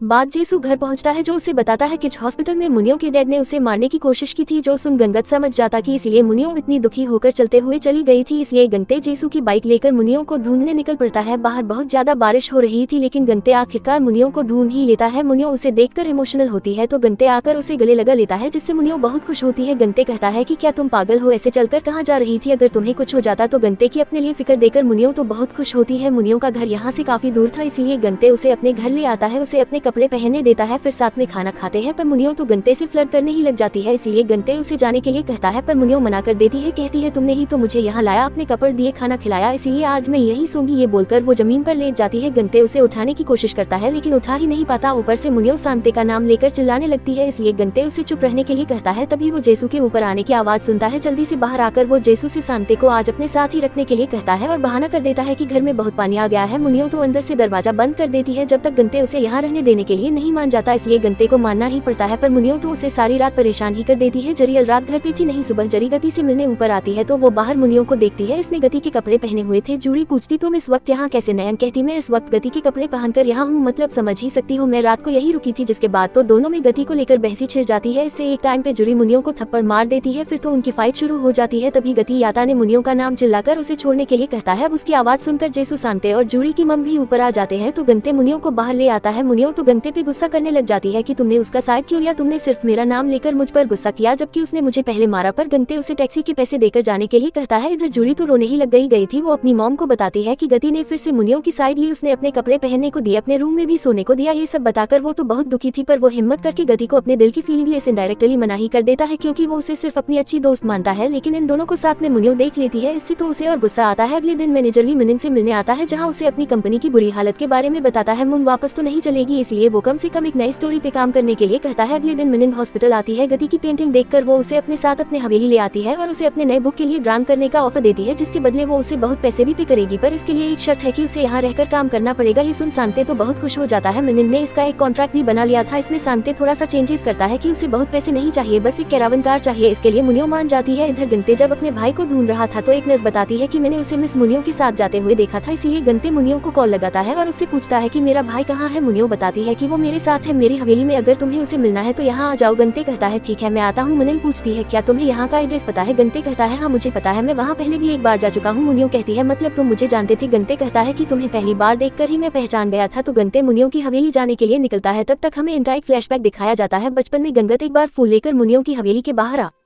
गया था, तब मुनियो उसे देखकर बहुत खुश हुई थी और उससे मिलने आ रही थी, लेकिन उसकी मॉम ने उसे रोक लिया क्योंकि उनको मुनियो का बाहर किसी से भी मिलना पसंद नहीं था। इसलिए मुनियो बाहर आया और गति से फूल लेकर उन्हें पैरों से कुचल दिया और उसे यहाँ से निकल जाने के लिए कहा क्योंकि उसकी मॉम ने उसे ऐसा करने के लिए कहा था। Coming back to the present, गंते हवेली में पहुंच जाता है। ठीक पहली बार की तरह मिनिंग बल गली में खड़े होकर उसका इंतजार कर रही थी। कते आता है तो मुनियो कहती कि अब तक तुम नाटक कर रहे थे, मुझे पहले तुमने बताया क्यों नहीं? कांति कहता है कि मैं तुमसे भागना चाहता था क्योंकि बचपन में तुमने मेरी जान बचाई थी पर मैं एक डरपोक की तरह भाग गया। थैंक यू उस दिन मेरी जान बचाने के लिए एंड आई एम सॉरी, तुम्हें पसंद करता था फिर भी तुमसे भागने के लिए, और अब मेरे भाई के सिवा मेरे पास और किसी के लिए टाइम नहीं है। मुनिया उसे रोकर कहती कि तुम अपने भाई की केयर कर सकते हो पर मेरी क्यों नहीं? जिसपे गांते कहता है कि क्योंकि मैं दूसरों के लिए जीते जीते थक चुका हूँ। मुनिंग उसे रोकने जाती कहती कि मैंने तुम्हारी जान बचाई है इसलिए तुम मुझे छोड़कर नहीं जा सकते, तुम सिर्फ मेरे हो। ये बोलने के चक्कर में वो सीढ़ियों से गिरने वाली होती है पर गंते उसे होल्ड कर लेता है और उसे डांटते हुए कहता है कि क्या तुम मरना चाहती हो, अपना ध्यान नहीं रख सकती? मुनियो कहती है मत जाओ, हम साथ में रह सकते हैं। तभी सांते आता है तो कांगे उसे घर चलने के लिए कहता है। सांते उसे वो कॉन्ट्रैक्ट दिखाते हुए कहता है कि अब से यही घर है, मैं यही रहूंगा, मिस मुनियो ने मुझे काम पे रखा है। मुनियो कहती मैंने कहा था ना कि तुम अब मुझसे नहीं भाग सकते। कांति सांते से वो कॉन्ट्रैक्ट देने के लिए कहता है। सांते कहता है ये कॉन्ट्रैक्ट मेरा है इसलिए मैं नहीं दूंगा, यहाँ मैं काम करूंगा। तो कांति चिल्लाकर कहता है कि ये हमारा घर नहीं है और उसे कॉन्ट्रैक्ट छीनकर फाड़ देता है। इसे सांते तो गुस्सा होकर उसे मारने ही लग जाता है और उसे मारते हुए कहता है कि ये मेरा है, मैं तुम्हारा हक नहीं है, मैं सिर्फ मेरा हूँ। तो मुनियो आकर उसे रोकती है और उसे अंदर भेज देती है। तो गंते दुखी होकर यहाँ से चला जाता है। जाते हुए वो अपने बचपन के एक दिन को याद करता है जिस दिन उसकी मम ने उसे डांट कर मारा था क्योंकि उसने सांते को अकेला छोड़ दिया था। तब उसने गुस्से में कह दिया था कि मैं सिर्फ मेरा हूँ और मैं चाहता हूँ कि मेरा बड़ा भाई मर जाए। ये बोलकर वो भाग गया था पर सांते उसके पीछे उसका रेड बैग देने जाता है जो देख गंते को अपने भाई के लिए ऐसा बोलने के लिए बुरा लगता है। तो दोनों भाई बर्फीले तालाब के पास खेलने लग जाते हैं। वहीं दूर से मुनियो उन्हें देख रही थी। तभी सांती का टॉय डायनासोर बर्फीले तालाब के ऊपर चला जाता है। इस बात से अनजान सांते वहाँ जाकर खुशी से उछलने लगता है जिससे बर्फ टूटकर वो पानी के अंदर चला जाता है। गंते ये देखकर पहले तो वहाँ से भाग जाता है। सांते उसे मदद के लिए बुलाने लग जाता है जिसे फिर गंते वापस आकर अपने भाई को बचाने के लिए पानी में कूद जाता है और उसे ऊपर उठा देता है, पर पानी इतना ज्यादा ठंडा था शांते बिना उसकी मदद किए कांपते हुए चला जाता है। तब मिनिंग ने आकर गंते को बचाया था। गंते घर आकर उस फटे हुए कॉन्ट्रैक्ट को पढ़ने लगता है। यहाँ पे मिनिंग ने लिखा था कि वो ड्राइंग करने के बदले शांते को बहुत पैसे देगी। उसे शांते ने काट कर लिखा था कि मुझे पैसे नहीं बल्कि एक कैंपिंग कार चाहिए, क्योंकि मेरे भाई को घर बदलना पसंद नहीं है। जो देख शांते काफी इमोशनल होता है और शांते को सपोर्ट करने का डिसाइड करता है, क्योंकि वो ये काम सच में करना चाहता था। अगली सुबह मैनेजर ली फिर से मिनिंग के घर पहुंच जाता है तो मिनिंग उसे शांते से इंट्रोड्यूस करती है और बताती है कि ये आज से मेरे लिए मेरी बुक्स में ड्राइंग करेगा। मैनेजर कहता है कि तुम अपना ध्यान नहीं रख सकती तो फिर शांते का ख्याल कैसे रखोगी। तभी गंते पहुंच जाता है तो मिनिंग कहती है कि हम दोनों का ख्याल रखने वाला आ गया, इसलिए वो मैनेजर को यहाँ से भगा देती है। इधर जुड़ को जब पता चलता है कि गंते मुनियों के घर पे शिफ्ट कर गया है, वो तो गुस्से में मुनियों को गाली देने लग जाती है। फिर गंते भी कुछ कंडीशन रखता है कि अगर शांते ने यहाँ रहने से मना कर दिया तो वो उसे लेकर चला जाएगा और मुनियों इज्जत के साथ शांते से पेश आएगी। मिनिंग उसकी दोनों कंडीशन मान लेती है। फिर उन्हें उनका रूम दिखाने जाती है। घर तो बहुत बड़ा था पर 20 साल से बंद रहने की वजह से बहुत धूल जमी हुई थी, इसलिए दोनों भाई मिलकर पूरे हवेली की साफ सफाई कर देते हैं। शांते सुबह सभी के लिए खाना भी बनाता है। इसके बाद तीनों साथ में ही हॉस्पिटल जाते हैं। शांते की तितलियों का डर भगाने के लिए डायरेक्टर उसकी पेंटिंग देकर कहते हैं तुम्हारी पेंटिंग में कुछ तो मिसिंग लग रहा है, एक बटरफ्लाई बना दोगे तो और अच्छा लगेगा, पर शांते इसके लिए मना कर देता है। इधर मुनियों को एक पेशेंट अपनी बेटी कहकर बुलाने लगती है और उसे कहती है कि मैं तुम्हारी माँ हूँ, क्या तुम मुझे भूल गई। जो सुन मुनियों पहले तो थोड़ा डर जाती है और जब उसे पता चलता है कि उन्हें गलतफहमी हुई है तो वो उन्हें गुस्से में कहती कि तुम मेरी माँ नहीं हो सकती क्योंकि वो मर चुकी है। जो सुन इस लेडी को याद आ जाता है कि उनकी बेटी एक्सीडेंट में मर चुकी है, जिससे वो वहीं पे बेहोश हो जाती है। अब इस इंसिडेंट की वजह से मुनियों को फिर से अपनी माँ का सपना आता है, जो उसे सपने में कहती है कि तुम्हें जिससे भी प्यार होगा मैं उसे भी मार डालूंगी। जो देख मुनियों तो डर के मारे रोने लग जाती है। उसकी आवाज सुनकर गंते भागकर आता है, उसे गले लगाता है और उसे शांत करने की कोशिश करता है। और मुनियों जो बहुत डरी हुई थी उसे कहती है कि तुम चले जाओ वरना वो तुम्हें भी मार डालेगी, पर गंते उसे गले लगाकर कहता है कि मैं कहीं नहीं जाऊंगा, डरो मत, मैं तुम्हारे साथ हूँ। अगली सुबह मुन अपने पास को याद करती है। इसे हमें पता चलता है कि मुनियों की मम हमेशा उसे कंट्रोल किया करती थी। वो मुनियों को कुछ भी उसके पसंद का करने नहीं देती थी। उसे छोटे बाल पसंद है। मुनियों की मम उसके बाल काटने नहीं देती थी क्योंकि बड़े बालों में वो उनकी तरह दिखती थी। वो कहती कि तुम मेरी एक आर्ट हो जिसे तुम चाहो भी तो बिगाड़ नहीं सकती। ये सब याद करके मुनियों गुस्से में अपने बाल काटने जाती है, लेकिन उसकी हिम्मत ही नहीं होती। तभी मैनेजर ली यहाँ पे आ जाता है और उसकी कंडीशन देखकर समझ जाता है कि मुनियों की हालत बहुत बिगड़ रही है, इसलिए वो उसके कुछ सामान पर करके उसे यहाँ से ले जाने लगता है। मिनिंग नहीं जाना चाहती थी पर मैनेजर उसे यहाँ ऐसे नहीं रहने दे सकता था, इसलिए जबरदस्ती उसे ले जाने लगता है। तभी गंते वहाँ पे आ जाता है और मैनेजर को पीछे हटाकर कहता है कि अगर मुनियों नहीं जाना चाहती तो तुम उसे यहाँ से नहीं ले जा सकते और मैं ऐसा होने भी नहीं दूंगा। जिस सुन मुनियों तो बहुत खुश हो जाती है और उसे कहती कि इसे बाहर निकाल दो, तो गंते मैनेजर को बाहर निकाल देता है। मुनियों का मूड ठीक नहीं था, इसलिए गंते उसे बाहर घुमाने ले जाता है। गंते के साथ टाइम स्पेंड करके मुनियों बहुत खुश होती है। इसी बीच मुनिया उसे अचानक पूछती है कि क्या तुम कभी किसी लड़की के साथ सोए हो। ये सुन गंते तो शॉक्ड हो जाता है। दोनों शाम तक बहुत सी जगह घूमते हैं। अभी गंते को जोड़ी का कॉल आता है पर मुनिया उसका फोन छीन लेती है और खुद कॉल उठाती है। जोड़ी पूछती है गंते कहाँ और वो आज हॉस्पिटल क्यों नहीं आया। मुनिया उसे कह देती कि आज गंते मुझे घुमाने लाया था, इसी वजह से उसने छुट्टी ली थी। जो सुन जोड़ी को तो बुरा लगता है। इधर मुनियों गंते से पूछती कि क्या आज ये हमारी पहली डेट थी या तुम सिर्फ मुझसे फ्लर्ट कर रहे हो। गत कहता है ऐसा कुछ नहीं है, इतने टाइम से मैं तुम्हें अवॉइड करने की कोशिश कर रहा था पर अवॉइड नहीं करना चाहता, मैं बस तुम्हारे साथ रहना चाहता हूँ। ये सुन मुनियन खुश होती है। इधर मैनेजर ड्रिंक करने बैठ गया था और मुनियों को बुरा भला कह रहा था, वहीं उसी के पीछे जोड़ी भी ड्रिंक कर रही थी। मुनियों और गंते के बारे में सोचकर ही मैनेजर ली उसे देखता है तो उससे बात करने जाता है और जैसे ही जोड़ी को पता चलता है कि ये मुनियों का मैनेजर है तो उसे खींचकर एक थप्पड़ लगा देती है। अगले दिन गंते डायरेक्टर से मुनियों की मॉम के बारे में पूछने आता है क्योंकि मुनियों के बुरे सपने में उसकी मॉम ही आती है, जिससे वो इतना डरती है। ये बात उसे मुनियों ने बताया था। डायरेक्टर बताते हैं कि जहाँ तक मुझे पता है मुनियों की मॉम भी एक फेमस राइटर हुआ करती थी जो मर्डर मिस्ट्री हॉरर टाइप के बुक्स लिखती थी। तो सीरीज के आखिरी बुक को लिखने के बाद ही वो अचानक गायब हो गई। किसी ने उसके बाद से उन्हें कभी नहीं देखा। 5 साल तक उन्हें ढूंढा गया पर नहीं मिली, इसलिए उन्हें मरा हुआ घोषित कर दिया गया। ज्यादातर लोग तो यही कहते हैं कि मुनियों के डैड ने ही उसकी मॉम को मारा है। इसके बाद बहुत से रूमर्स फैले, सच क्या है ये किसी को नहीं पता। गंते रात को थोड़ा लेट से घर आता है तो मुनिया से नाराज होती है क्योंकि वो उसके साथ खाना खाने के लिए वेट कर रही थी। इसके लिए गंते उसे सॉरी कहता है और अपनी आंखें बंद करने के लिए कहता है। मुनिया सोच रही थी कि वो उसे किस करेगा पर गंते तो उसके लिए एक ड्रीम कैचर लाया था जिसे उसने अपने भाई के लिए बनाया था, पर ये उसके कोई काम नहीं आया। गंते बताता है कि उनकी मॉम के गुजरने के बाद वो अपने भाई के लिए कुछ भी नहीं कर सका, सिर्फ ये ड्रीम कैचर बनाया था पर ये भी उसके कोई काम नहीं आया, इसलिए वो थोड़ा सैड होता है। तो मुनियों कहती कि मैं इसे रखूंगी। देन गंते अपने भाई को जाकर कहता कि कल मैं तुम्हें वही रेस्टोरेंट ले जाऊंगा जहां मॉम हम दोनों को हमेशा ले जाती थी क्योंकि तुम्हें वहां का खाना बहुत पसंद था। पर शांते उसे बताता है कि नहीं, मुझे वहां का खाना बिल्कुल भी पसंद नहीं था, बल्कि तुम्हें वहां का खाना अच्छा लगता था, इसलिए मॉम हमेशा हम दोनों को वहां ले जाती थी। जो सुन गंते को बहुत बुरा लगता है क्योंकि अब तक वो यही सोचता था कि उसकी मॉम उसे प्यार नहीं करती, उसकी चिंता नहीं करती थी और मॉम तो दोनों भाइयों को बराबर प्यार करती थी और दोनों की केयर करती थी। पर क्योंकि शांते दूसरे बच्चों की तरह नॉर्मल नहीं था इसलिए उन्हें शांते की फिक्र ज्यादा रहती थी। शांते अपनी मॉम को इतने सालों उसे गलत समझने के लिए बहुत रोता है तो शांति उसे कंसोल करता है। अगले दिन जब मुने हॉस्पिटल पहुंचती है तो उसे पता चलता है कि उसके लिटरेचर क्लास को बंद कर दिया गया है क्योंकि पिछली बार उसकी वजह से उस पेशेंट की हालत खराब हो गई थी जो उसे अपनी बेटी समझ रही थी। मुनिया गुस्से में डायरेक्टर को ढूंढने लग जाती है, तभी उसे वो पेशेंट मिल जाती है तो वो मुनियो से माफी मांगती है, पर मुनियो तो उसे गुस्से में डांटने लगती है कि तुम्हारी वजह से मेरी जॉब चली गई, तुम इसकी भरपाई कैसे करोगी। तभी उस लेडी का शॉल नीचे गिर जाता है जिसे वो लेडी बहुत ध्यान से देख रही थी तो मुनिंग उस शॉल को उठा लेती है और कहती है कि मेरी माफी के बदले मुझे ये शॉल चाहिए। तो वो लेडी बहुत सोचकर वो शॉल दे देती है। इससे लेकर मुनियो चली जाती है तो वो लेडी गति से कहती कि अब मैं आजाद हो गई हूँ अपने गिल्ट से, क्योंकि अब तक वो गिल्ट में थी कि उनकी वजह से ही उनकी बेटी की जान गई है और मरने से पहले ये शॉल उनकी बेटी ने ही उन्हें दिया था। गंते मुनियो के पास आकर कहता है कि तुमने बहुत अच्छा काम किया, तुमने अनजाने में ही उस लेडी को अपने गिल्ट से आजाद कर दिया। जो सुन मुनियन बहुत खुश होती है और अब वो भी अपनी मॉम की डर से अपने आप को आजाद करने के लिए घर आकर अपने बाल काट देती है, जो कि अब तक वो अपनी मॉम की डर की वजह से नहीं काट पाती थी, पर फाइनली हिम्मत करके वो अपनी मॉम के खिलाफ चली गई। गंते जब घर आता है तो वो बहुत खुश होकर उसे अपने बाल दिखाती है, लेकिन वो सही से बाल नहीं काट पाई थी, इसीलिए गंते उसके बालों को प्रॉपर शेप एंड साइज में कर देता है, जिससे मुनियो बहुत ज्यादा खुश होती है और गंते से पूछती है कि वो कैसी लग रही है। गंते कहता है बहुत ब्यूटीफुल। अगले दिन जब शांति मुनियो को छोटे बालों में देखता है उसे तो ये बिल्कुल पसंद नहीं आता क्योंकि उसे मुनियो बड़े बालों में ही अच्छी लगती थी। जो सुन मुनियो को तो बड़ा गुस्सा आता है। फिर जब दोनों एक कैफे गए होते हैं वहाँ मुनियो का एक फैन उसका ऑटोग्राफ और साथ में एक सेल्फी लेने की बात करता है। मुनियो मान जाती है, गंते को उनकी फोटो खींचने के लिए कहती है। अब उस बंदे को मुनियो के इतने क्लोज देखकर गंते को तो बहुत जलसी होती है, जो देख मुनियो तो जानबूझकर गंते को और फोटोज क्लिक करने के लिए कहती है। फैन के जाने के बाद मुनियो उससे पूछती है कि क्या तुम जेलस हो रहे थे, और गति कहता है नहीं तो मैं क्यों जेलस हूँ। ये सब बोलकर वो हॉस्पिटल जाने लगता है, लेकिन वो तो सच में बहुत जेलस था, जो मुनियो भी जानती थी। इधर मुनियो के डैड को हॉस्पिटल में एक गाना सुनाई देता है जो कि अक्सर उनकी वाइफ गाया करती थी, इसलिए उन्हें लगने लगता है कि उनकी वाइफ यही कहीं है। वो ये बात डायरेक्टर को भी बताते हैं। डायरेक्टर सीसीटीवी में देखने लगते हैं कि मुनियो के डैड के रूम के आसपास कौन कौन सबसे ज्यादा जाते हैं।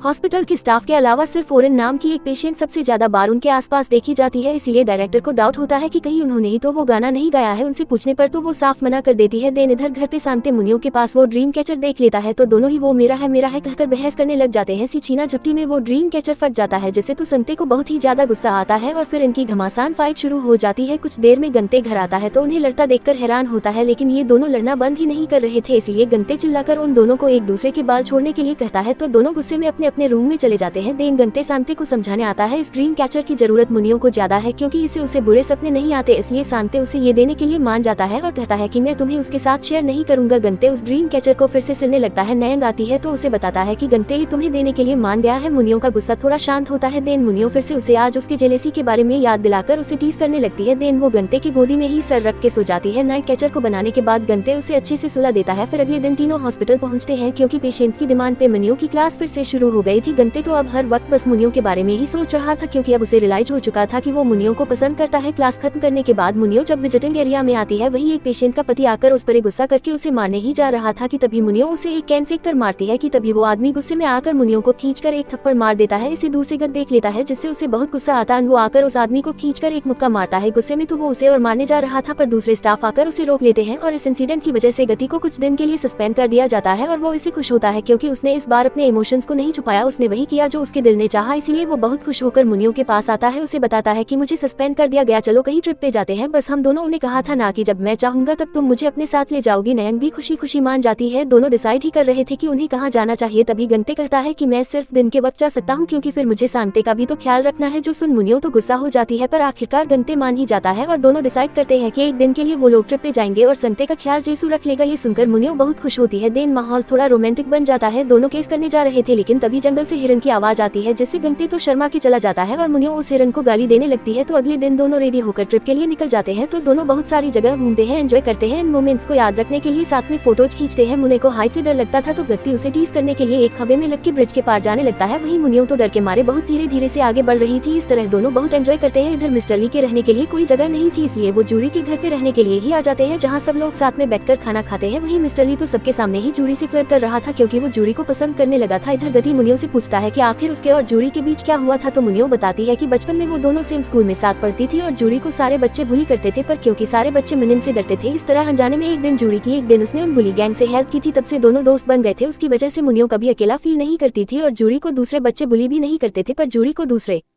बच्चों के साथ खेलता हुआ देखकर मनियम को अच्छा नहीं लगा, इसीलिए उसने दूसरे बच्चों को डरा दिया तो वो बच्चे भी जूरी को अवॉइड करने लगे, इसलिए जूरी ने उससे दोस्ती तोड़ दी। कम बैक टू प्रेजेंट, गंते उससे कहता है कि तुम्हें उससे फिर से दोस्ती कर लेनी चाहिए। मुनियो कहती है अब उसकी जरूरत नहीं है क्योंकि अब मेरे पास एक बेस्ट फ्रेंड है और तुम भी तो हो। दे इन दोनों सोने जाते हैं। गंते ने ड्रिंक कर लिया था इसलिए वो बहुत स्माइल कर रहा था। मुनियो कहती कि तुम हंसते हुए कितने अच्छे लगते हो। गंते बताता है कि उसे आज मुनियो के साथ बहुत ही अच्छा लगा। अब ये लोग जहाँ ठहरे थे वहीं पे इनके हॉस्पिटल से भागे हुए दो लवर्स मिल गए थे जो कि भागना चाहते थे, पर गंते ने उन्हें समझाया कि पहले उन्हें अपना ट्रीटमेंट कंप्लीट करना चाहिए, फिर डिस्चार्ज होने के बाद दोनों साथ में रह सकते हैं। गंते मुनियो से दूसरे रूम में जाकर सोने के लिए कहता है पर मुनियो तो उसके साथ ही सोना चाहती थी तो दोनों साथ में ही सो जाते हैं। सुबह मुनियो उठती है तो आसपास गंते को ना देखकर थोड़ा घबरा जाती है, इसलिए उसे बाहर ढूंढने जाती है। तभी गंते सामने से फूल लेकर आता है और मुनियो से कहता है कि बचपन में तो तुम्हें फूल नहीं दे पाया था। ये बोलकर वो मुनियो को किस करता है। देन वो दोनों उन लवर्स को लेकर हॉस्पिटल वापस आते हैं। अब क्योंकि मिनिंग और गंते साथ में ही सोए थे इसलिए ये लड़का हॉस्पिटल में रूमर फैला देता है कि गंते और मुनियो एक कपल है। ये बात और बढ़ के हॉस्पिटल में फैल जाती है। आखिर में ये रूमर बन जाता है कि दोनों जल्दी ही शादी करने वाले हैं। ये बात सांते भी कुछ स्टाफ को बात करता हुआ सुन लेता है और वो समझ जाता है कि गंते मुनियो के साथ घूमने गया था, इसलिए वो गंते पे गुस्सा करता है कि तुमने मुझे झूठ बोलकर मुनियो के साथ घूमने गए थे। देन उससे पूछते हैं कि तुम मुझसे या मुनियो से ज्यादा प्यार करते हो। गंते कहता है ऑफ कोर्स तुमसे, पर सांते कहता है कि तुम झूठ बोल रहे हो क्योंकि बचपन में तुम चाहते थे कि मैं मर जाऊं, इसलिए तुमने मुझे बर्फीले पानी में गिराया था और जब मैं डूब रहा था तब तुम भाग गए थे। गंते उसे समझाना चाहता था पर सांते तो जोर जोर से चिल्लाकर कहने लगता है कि मेरा भाई गंते मुझे मारना चाहता था। ये सब सुनकर गंते बहुत ज्यादा रोता है क्योंकि कुछ पल के लिए ही सही उसने चाहा था कि उसका भाई मर जाए, इस बात को वो झुठला नहीं सकता, इसलिए वो बहुत दुखी होता है। इससे सांते की तबीयत बिगड़ जाती है, इसलिए उसे कुछ टाइम के लिए एडमिट किया जाता है जहाँ में इस बात उसका ख्याल रखती है। इधर गंते तो बहुत ही ज्यादा गिल्ट में होता है। मोर्निंग उसे चेयरअप करने की कोशिश करती है और गंते उसे अकेला छोड़ने के लिए कहता है। मोर्निंग उसे कहती है कि उस इंसिडेंट में तुम्हारी कोई गलती नहीं थी, तुम्हारा भाई खुद गिर गया था पानी में, पर गंते कहता कि मैं इसे झुठला नहीं सकता कि मैंने कुछ पल के लिए यही सही पर चाहा था कि मेरा भाई मर जाए, इसलिए मैं उसे वही छोड़कर भाग रहा था। तुमने मुझे बचाकर सही नहीं किया जिस वजह से मुझे ऐसी जिंदगी जीनी पड़ रही है। ये बोलकर वो चला जाता है। सांते धीरे धीरे ठीक हो रहा था। मिसबाक से उसकी अच्छी दोस्ती हो गई थी पर सांते अभी भी गंते से बात नहीं कर रहा था, इसलिए गंते बहुत दुखी था। तो मुनी उसे बात करने आती है। उसे कहती है कि आखिर तुम कब तक अपनी फीलिंग्स भी रहना चाहते हो, थोड़ा सा तो अपनी खुशी के बारे में सोचो, आखिर कब तक तुम अपने भाई के साथ बंधे रहना चाहते हो। इस पे गंते कहता है कि मैं ऐसा नहीं कर सकता क्योंकि मेरा भाई मेरे लिए सब कुछ है, इसलिए शायद हम दोनों के बीच जो कुछ भी है उसे ही खत्म करना सही रहेगा। ये बोलकर वो दुखी होकर जाने लगता है जिससे मिनिंग भी बहुत रोती है। डिस्चार्ज होने के बाद सांते जूरी के घर पे रहने आ जाता है तो गंते आकर उससे माफी मांगता है। उस दिन उसे डूबता हुआ छोड़कर भागने के लिए गंते जानता था कि उसका भाई उसे कितना प्यार करता है, इसलिए उसे माफ कर देता है। तो दोनों भाई फिर से यही रहने लगते हैं। अगले दिन मन्ने की डैड ओरेन पे अटैक कर देते हैं क्योंकि वही वो गाना गुनगुना रही थी जो उनकी वाइफ गाया करती थी, इसलिए वो ओरेन को मंस्टर बोलकर उसका गला दबाकर मारने की कोशिश करते हैं और गंते एंड बाकी स्टाफ आकर उसे छुड़ाते हैं। इस बार ओरेन से पूछने जाती कि आखिर मिस्टर को ने तुम पे अटैक क्यों किया। ओरेन बताती कि वो मुझे मंस्टर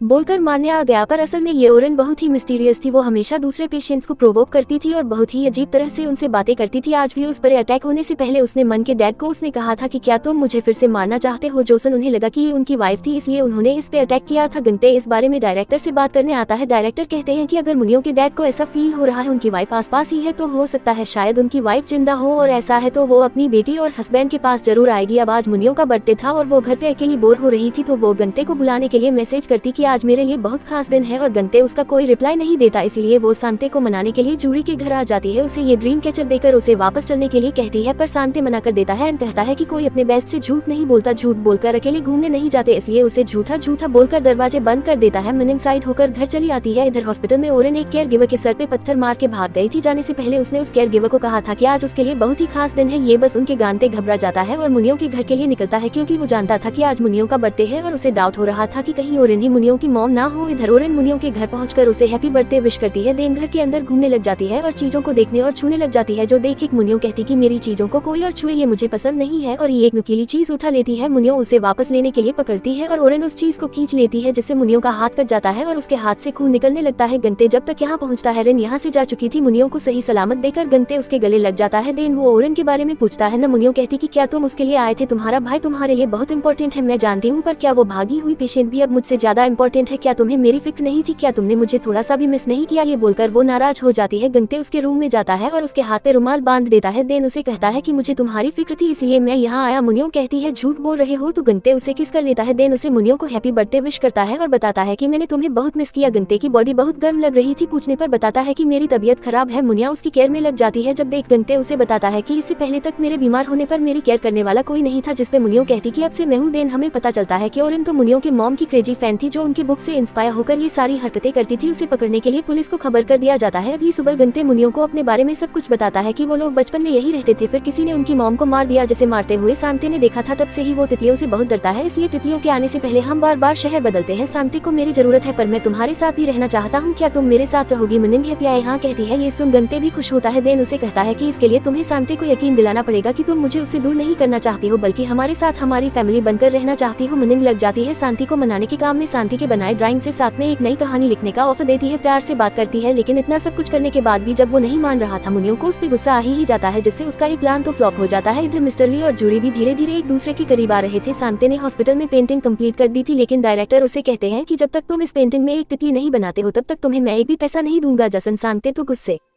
में घर चला जाता है। शांति उसे समझाने आता है उसे अब ये बच्चों की तरह हरकतें करना बंद करना होगा और डायरेक्टर से जो प्रॉमिस किया था उसे करना होगा, पर शांति मान ही नहीं रहा था तो गद उसे जबरदस्ती ले जाने लगता है, जिसे शांति तो उसके हाथ में काटने लग जाता है। फिर गद भी उसे मार के छुड़ाने लगता है तो शांति उसे कहता है कि तुमने अपने बड़े भाई पे हाथ कैसे उठाया? गाते उसे कहता है कि पहले तुमने ही मुझे मारा और मार खाकर दर्द होता है, ये तुम्हें अब समझ आया ना, इसीलिए अब अपनी बचकाने वाली हरकतें बंद करो और एक बड़े भाई की जिम्मेदारी निभाओ। जी सुन शांति कहता कि तुमने बड़े भाई पे चिल्लाया और हाथ भी उठाया, ये बोलकर गंते को मारने जाता है, पर इस बात गंते अपने आप को नहीं रोकता और दोनों भाई जमकर लड़ते हैं। मुनियों को भूख लगी थी इसलिए वो गंते को खाना खाने के लिए बुलाती है। गंते के चेहरे पर चोट देकर मुनियों उसे पूछती है कि ये किसने किया? गंते बताता है कि मेरे भाई ने, पर इस बार मैंने भी उसे मारा है। मुनियों कहती है अब तुम उसे जाकर बताई दो कि तुम मुझसे प्यार करते और मेरे बिना नहीं रह सकते थे। कहता है मैं ऐसा नहीं कर सकता, पता नहीं वो कैसे रिएक्ट करेगा। गा कहती कम से कम एक बार तो अपनी खुशी के बारे में सोचो, क्या तुम्हारे कोई सपने नहीं है? गंते कहता है कि मेरे 3 सपने थे जिनमें से 2 अब पूरे हो चुके हैं। मुनियों पूछती क्या सपने थे? गंते बताता है कि पहला सपना था मुझे बाहर कहीं घूमने जाना था, जो सपना तुमने पूरा कर दिया, और दूसरा सपना था अपने भाई के साथ लड़ने का, जो आज पूरा हो गया, और तीसरा सपना था उसे हाई स्कूल में दोस्त और गर्लफ्रेंड बनानी थी जिसके लिए देर हो चुकी है। पर रात को उसे सपना आता है जिसमें वो अपने आप को हाई स्कूल यूनिफॉर्म में पाता है जहां उसके कई सारे दोस्त थे और उसे एक लड़की पसंद भी आ जाती है जो और कोई नहीं बल्कि मिनिंग होती है, जिससे वो अपनी फीलिंग्स में देखकर वो बहुत मुस्कुरा रहा था, जिसे शांति ऐसे मुस्कुराता देखकर बहुत खुश होता है क्योंकि उसने पहली बार अपने भाई को इतना मुस्कुराता हुआ देखा था और वो बड़बड़ा भी रहा था कि मैं उसे बहुत प्यार करता हूँ। शांति तो बार बार उसका मुस्कुराता हुआ चेहरा देखने लगता है। तो अगले दिन गंते के फोन करने से पहले शांति उसे कॉल करता है और पूछता है कि उसने खाना खाया या नहीं, जो सुन गंते थोड़ा हैरान होता है क्योंकि हमेशा तो वही शांति को कॉल करके पूछता था। गंते ने खाना नहीं खाया था इसलिए शांति उसे खाने के लिए बुलाता है, तो दोनों साथ में रेस्टोरेंट में खाना खाते हैं और शांति इसका बिल देता है, जिसके साथ वो गंते को पॉकेट मनी भी देता है और कहता है कि इसका अच्छे से यूज करना और खत्म हो जाए तो मुझसे मांग लेना, क्योंकि बड़े भाई अपने छोटे भाई को पॉकेट मनी देते हैं, जो देखकर गंते बहुत इमोशनल होता है क्योंकि पहली बार उसने बड़े भाई की तरह काम किया था। तभी उनकी साइड की टेबल से मुनियों भी उठ जाती है क्योंकि वो इन्हें फॉलो करते हुए आ गई थी और शांति से कहती है कि मेरा भी बिल भर दो और मुझे भी पॉकेट मनी चाहिए, और शांति उसे बिना कोई रिप्लाई दिए बाहर चला जाता है। तो मिनिंग भी उसके पीछे पीछे बाहर जाती है और उसे कहती है कि मैं भी तो अनाथ हूँ, मेरा कोई परिवार नहीं है, मुझे पॉकेट मनी देने वाला कोई बड़ा भाई भी नहीं है। पर शांति अपना हाथ छुड़ाकर आगे जाने लगता है। मिनिंग चिल्लाकर कहती है कि मुझे भी तुम्हारे जैसा एक बड़ा भाई चाहिए, जो सुनकर भी शांति सिर्फ अपने भाई को आने के लिए कहता है, लेकिन फिर वो मुनियों को भी बुलाता है। दोनों भागकर शांति के पास चले आते हैं और तीनों एक दूसरे का हाथ पकड़ के घर आते हैं। तो गति और शांति दोनों फिर से मुनियों के घर रहने आ जाते हैं। अगले दिन गति की छुट्टी थी इसलिए वो इनके साथ बाहर जाना चाहता था, लेकिन मिनिंग और शांति तो अपने काम में इतने बिजी थे कि दोनों गंते की बातों को इग्नोर कर देते हैं। इसलिए वो टाइम पास करने के लिए अपने दोस्त के कैफे में आ जाता है जहाँ सारी लड़कियां तो गति को ही देखे जा रही थी। तो जैसे उनकी फोटो खींचकर मुनियों को भेज देता है। ये देखकर मिनिंग तो गुस्से में फुल स्पीड में कार भगाकर यहाँ पहुँच जाती है और चाकू की नोक पे गंते को जल्दी से खाना खिलाती है और उन लड़कियों को वार्निंग देकर भगा देती है। फिर थोड़ी देर में कुछ बच्चे आते हैं जो यहाँ पे बहुत शोर करने लगते हैं, जिन्हें देख मुनियों कहती कि मुझे बच्चे बिल्कुल भी पसंद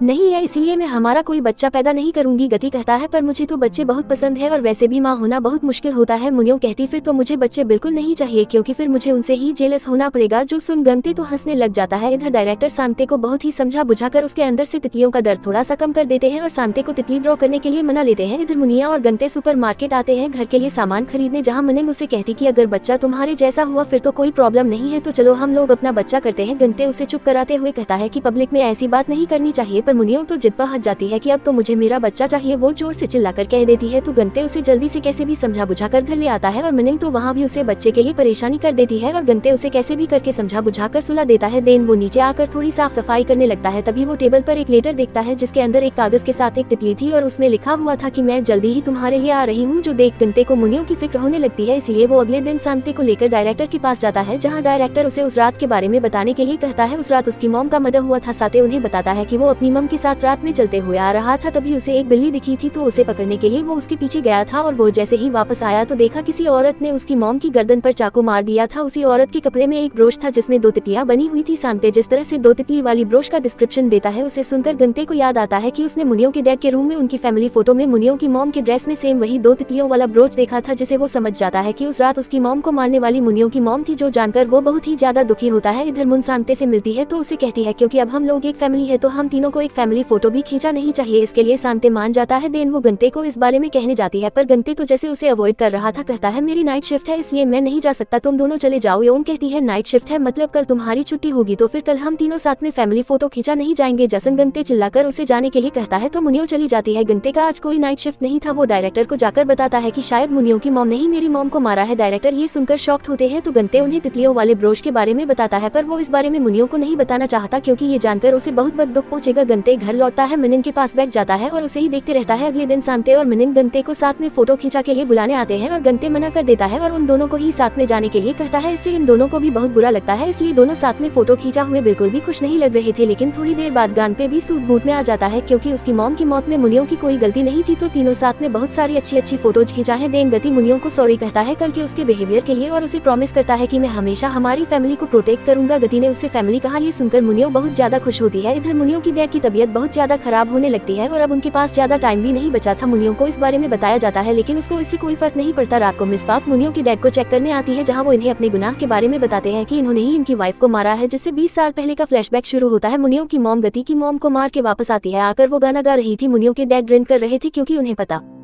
चला था कि उन्हें ब्रेन ट्यूमर है। तभी उन्हें न्यूज में एक औरत के मरने की खबर मिलती है। उसके बारे में सुनकर वो समझ जाते हैं कि वो औरत इनके हवेली में ही काम करती थी। तो उस खून के बारे में पूछने पर मुनियो की मम कहती है कि उसने अपनी लाइन क्रॉस कर दी थी इसलिए मुझे उसे मारना पड़ा। ये बोलकर वो एक साइको की तरह हंसने लग गई थी, जो देखकर मुनियो के डैड को मुनियो की फिक्र हुई, इसलिए उन्होंने मुनियो की मॉम को फर्स्ट फ्लोर से धक्का दे दिया और उन्हें ऐसा करते हुए मुनियो ने देख लिया था और इस बारे में किसी को पता न चले इसलिए उन्होंने लाश को नदी में फेंक दिया था। और मुनियो के डैड को डर था कि कहीं उनकी बेटी भी अपनी मॉम की तरह मंस्टर ना बन जाए, इसलिए उन्होंने एक बार बचपन में ही मुनियो को मारने की कोशिश की थी पर वो उसे मार नहीं पाए थे। तब तक गानते भी आ गया था और उसने सारी बातें सुन ली थी और इन सब के लिए मुनियो के डैड एक बार मुनियो से माफी मांगना चाहते थे ताकि उन्हें कोई रिग्रेट ना रहे, पर मुनियो से माफी मांगने से पहले ही उनकी मौत हो जाती है। तो गंते सांते मुनियो इनके फ्यूनरल में आते हैं जहाँ मुनियो को अपने डैड के लिए अब बुरा लगता है क्योंकि डैड के साथ उसकी अच्छी मेमोरीज भी थी। कुछ दिन बाद अब सांते फाइनली उस पेंटिंग में एक तितली ड्रॉ करने वाला था और ये तीनों जाकर देखते हैं कि उस पेंटिंग में ऑलरेडी 2 तितलियां बनी हुई थी और ये तितली एग्जैक्टली उसी तरह की थी जो मुनियो की मॉम के ब्रोच में था। इसे देखकर सांते तो पैनिक करने लग जाता है एंड बताने लग जाता है ये वही तितली है जिसने मेरी मॉम को मारा है। ऐसे ही तितली का ब्रोच उस किले ने पहना हुआ था, उसी औरत ने मेरी मॉम को मारा था। ये सुनकर मुनियो शॉक रह जाती है क्योंकि ऐसा ब्रोच तो उसकी मॉम के पास था, इसीलिए वो समझ जाती है कि गंते की मॉम को उसकी मॉम ने ही मारा था। जो जानकर वो तो रोते हुए बाहर चली जाती है। गंते उसे समझाने आता है और मिनिंग उससे पूछती है कि कह दो ये सब झूठ है, जिसपे गंते उसे कुछ नहीं कह पाता, इसीलिए मुनियो बहुत दुखी होकर चली जाती है। देन गंते और डायरेक्टर सीसीटीवी चेक करते हैं। उन्हें पता चलता है कि ये तितली ड्रॉ करने वाली थी मिस पाक, जिसे गंते समझ जाता है कि मिस पाक ही मुनियो की मॉम है। तो मुनियो की मॉम बच गई थी और उन्होंने सर्जरी कराकर अपने फेस को चेंज कर लिया था। फिर इस हॉस्पिटल में ही काम करने चली आई क्योंकि वो अपने हस्बैंड को तड़प तड़प के दर्द में मरते हुए देखना चाहती थी। तो उनके मरने वाली रात गंते के जा आने के बाद वो वापस मिस्टर को के रूम में आई थी क्योंकि मिस्टर को ने कहा था कि मुनियो से माफी मांगने के अलावा उन्हें और कोई रिग्रेट नहीं है। ये बात सुनकर मिस पाक को गुस्सा आ गया था क्योंकि मिस पाक ने इन्हें अभी तक इसलिए जिंदा रखा था ताकि ये पूरी जिंदगी रिग्रेट करते रहे, पर अब जब इन्हें उन्हें मारने का कोई रिग्रेट ही नहीं था इसलिए मिस पाक ने इन्हें मार दिया। इधर गति मुनियो को आकर बहुत समझाने की कोशिश करता है कि इसमें तुम्हारी कोई गलती नहीं है, पर मुनियो को बहुत गिल्टी फील हो रहा था क्योंकि उसकी मॉम की वजह से गंते और सांते को कितना कुछ झेलना पड़ा था। गंते उसे बता देता है कि मिस पाक ही तुम्हारी मॉम है, जो जानकर मुनियो तो काफी डरने लगती है और गंते को सांते को लेकर कहीं दूर चले जाने के लिए कहती है क्योंकि उन्होंने कहा था कि वो मुनियो के करीब किसी को भी नहीं छोड़ेगी। पर गंते उसे कैसे भी करके शांत कराता है लेकिन वो अकेले रहना चाहती थी, इसलिए गंते को जाने के लिए कहती है, जिस वजह से वो अब खाना भी नहीं खा रही थी। सांते मुनियो की कंडीशन के बारे में जानने के लिए फोन करता है। गंते उसे अभी तक मुनियो की मम के सच के बारे में नहीं बताता, पर उसे ये बताता है कि मुनियो की तबीयत खराब है। जो जानकर गंते घर आता है और मुनियो को खाना खा लेने के लिए कहता है। वो नहीं बोलती तो सांते उसे अपने हाथों से खाना खिलाता है। मुनियो बार बार उसे रोते हुए माफी मांगने लगती है। सांते कहता है मैं बड़ा भाई हूँ इसलिए मेरी बात सुनो, तुम खाना खा लो। जो सुन मुनियो रोते हुए ही खाना खाने लगती है। वो उससे बार बार माफी मांग रही थी तो सांते उसे माफ कर देता है। देन वो बाहर आकर गंते को बताता है कि मैंने उसे खाना खिला दिया है, पर पता नहीं क्यों वो मुझसे बार बार माफी मांग रही थी। जो सुन गंते इमोशनल होकर उसे हक कर लेता है और कहता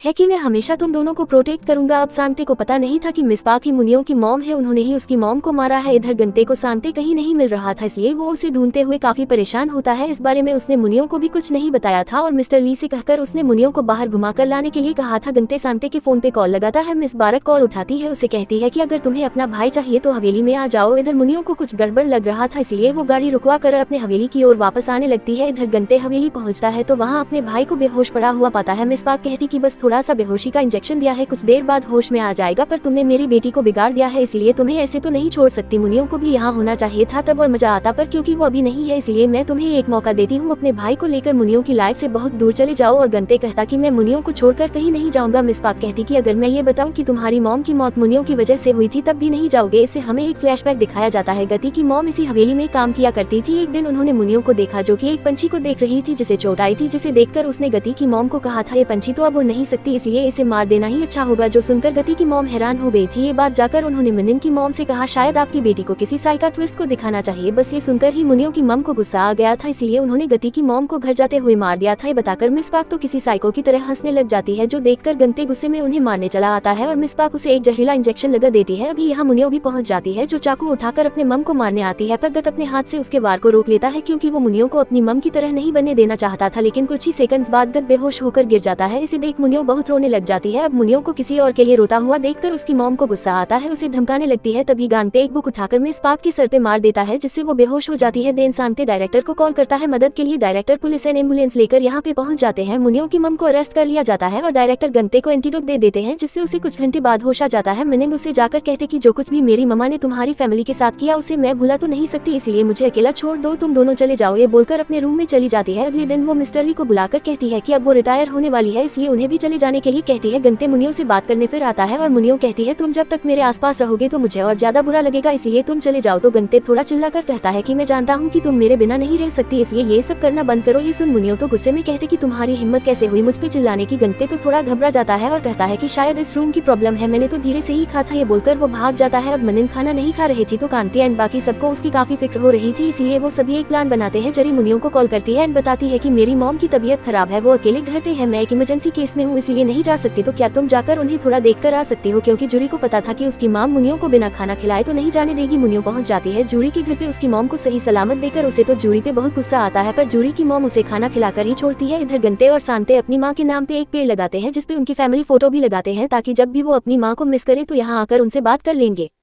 मुनियों जब घर आती है तो शांति को सीढ़ियों में सोता हुआ देखती है, तो उसे जगाती है। शांति उसे एक ड्राइंग दिखाता है जो कि सोते हुए गत की थी, जब वो मुनियों को सपना देखकर मुस्कुरा रहा था। शांति उसे बताता है कि मैंने अपने भाई को पहली बार इतना खुश देखा था और वो इतना खुश तुम्हारी वजह से था। तो अगले दिन मुनिन उसी पेड़ के पास जाती है और उनसे अपनी मम के किए की माफी मांगती है। तभी वहाँ गति भी आता है और उसे फिर से मनाने की कोशिश करता है। मुनियों उसे इग्नोर करके जाने लगती है, तो गंते फाइनली उसे आई लव यू कहता है, पर मुनियों तो फिर भी आगे जाने लगती है। तो गंते सेम उसी की तरह चिल्ला चिल्ला कर अपने प्यार का इजहार करने लगता है। मुनियों मान गई थी, पर वो उसके टाइम का बदला ले रही थी, क्योंकि गंते भी उसे बिना जवाब दिए चला गया था। मनते उसके पीछे पीछे घर तक आ जाता है। घर आकर भी उसका आई लव यू बंद नहीं होता, जो सुनकर मुनियों चिढ़ जाती है और उसे कहती है कि अगर तुमने एक और बार आई लव यू कहा तो मैं तुम्हें ये बोलकर वो चुप हो जाती है। तो उसे अपने करीब कर लेता है एंड कहता है कि तुम मुझे क्या, ये बोलकर वो उससे किस करता है। देन कहता है कि क्या मुझे किस करती, ये बोलकर उसे उठा कर ले जाता है और फिर से किस करने जाता है। और तभी हिरन की आवाज आती है, तो इस बार गंते हिरन पे चिल्लाने लगता है। इससे दोनों हंसने लगते हैं, फिर उनका रोमांस कंटिन्यू रहता है। अब सब कुछ ठीक हो चुका था। अगले दिन मुनियों गांधी को बताती है कि वो शांति के साथ लिखी हुई बुक पब्लिश करेगी। जसुन शांति तो बहुत खुश होता है। देन मुनियों आखिरी बार अपनी मॉम से मिलने जाती है, जहां मॉम उससे कहती कि तुम उन लूजर्स के साथ कभी खुश नहीं रहोगी और मुझे तुम कभी भूल नहीं पाओगी। मुनिया उन्हें कहती कि मैं आपकी यादों को मिटा दूंगी और अपनी फैमिली के साथ हैप्पी मेमोरीज भी बनाऊंगी। इसे शांति हॉस्पिटल के पेंटिंग में अपनी तितली बनाना शुरू करता है। गंते अपने दोस्त चेसू से मिलने जाता है, क्योंकि उसने हर कदम पे गंते का साथ दिया था, इसलिए उसे वो हर चीज के लिए थैंक यू कहता है, क्योंकि वो अभी तक अपने दोस्त को एक बार भी थैंक यू नहीं बोल पाया था। इधर मुनियों की नई बुक पब्लिश हो जाती है। शांति उसमें अपना नाम और फोटो देकर बहुत ही ज्यादा खुश होता है और वो इसे लेकर भागकर अपनी मॉम को दिखाने जाता है और उन्हें प्राउडली बताता है कि मॉम अब मैं एक आर्टिस्ट बन गया हूँ, बोलकर वो काफी खुश एंड इमोशनल होता है। तो उसे खुश देखकर गति और मिनिंग भी बहुत इमोशनल होते हैं। कुछ दिन बाद वो लोग हॉस्पिटल में उनकी नई बुक की कहानी पढ़ के सुनाने आते हैं, जो कहानी मुनियों गंते शांति हॉस्पिटल के स्टाफ्स और पेशेंट्स के बारे में ही था। तो आगे की कहानी कौन पढ़ेगा, इसको लेकर शांति और मुनियों में बहसी ही छिड़ जाती है। उन्हें रोकने के लिए गंते को बीच में आना पड़ता है, पर ये लोग लड़े ही जा रहे थे। ये देखकर सभी लोग हंसने लगते हैं। इधर मिस्टर ली और जूरी की लव स्टोरी भी शुरू हो गई थी। इवन मिस्टर ली जूरी के करीब रहने के लिए अपना नया ऑफिस योंगजन सिटी में ही बनाने वाले वाले हैं, तो पेंटिंग पूरी कर लेने की वजह से डायरेक्टर सांते को कैरावन कार गिफ्ट करते हैं, जो देख सांते एंड बाकी सब भी बहुत ही खुश होते हैं। घर आकर गंते उन्हें कहता है कि हमें एक लॉन्ग ट्रिप पे जाना चाहिए, पर सांते और मुनियो दोनों उसे मना कर देते हैं। तो गंते साइड होकर जेस और मिस्टर ली के साथ ड्रिंक करने चला जाता है। घर आता है तो देखता है कि मुनिंग और सांते तो दोनों तैयार थे ट्रिप पे जाने के लिए। इवन उन्होंने फैमिली टी शर्ट भी पहना था और गंते को सरप्राइज देने के लिए उन्होंने पहले मना किया था। जो सुन गंते तो बड़ा खुश होता है, पर ड्रिंक करने के लिए मुनिंग उस पर बहुत गुस्सा करती है। तो अगले दिन तीनों निकल जाते हैं फैमिली ट्रिप पे, जहाँ तीनों हैप्पी आई बहुत सारी जगह घूमते हैं, खूब एंजॉय करते हैं। एक रात मुनियो गंते को फिर से सॉरी कहती है, उसकी वजह से उन्हें कितना कुछ झेलना पड़ा। गंते कहता है आपसे कभी सॉरी मत कहना। दोनों हैप्पीली किस करते हैं। अगले दिन तीनों नई जगह जाने के लिए निकलने वाले थे, पर सांते कहता कि अब आगे मैं तुम्हारे साथ नहीं जाऊंगा, तुम दोनों साथ में ये ट्रिप कंटिन्यू करो, क्योंकि मैं वापस जा रहा हूँ एक प्रोफेशनल आर्टिस्ट बनने। एक राइटर को मेरी ड्राइंग्स बहुत पसंद आई है, इसीलिए उन्होंने मुझे आर्टिस्ट का काम ऑफर किया है। गंते कहता है कि क्या तुम मेरे बिना रह